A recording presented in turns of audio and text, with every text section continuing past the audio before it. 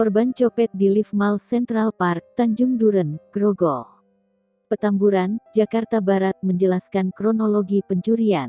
Saat itu korban dikecoh oleh beberapa orang yang juga menumpang di lift mall tersebut. Korban bernama Vanessa Valencia sudah melaporkan peristiwa tersebut ke Mapolres Metro Jakarta Barat. Vanessa mengaku telah kehilangan handphone merek iPhone 12 seharga 18 juta rupiah saat sedang berada di dalam sebuah lift di Central Park.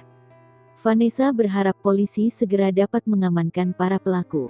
Sehingga kata Vanessa, kejadian meresahkan pengunjung mal ini tidak terulang kembali.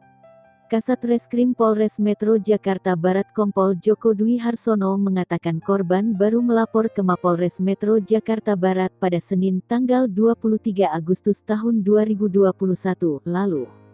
Polisi pun langsung melakukan penyelidikan usai mendapatkan informasi tersebut. Hasilnya 2 pelaku ditangkap di kawasan Johar Baru, Jakarta Pusat dan Bogor, Jawa Barat.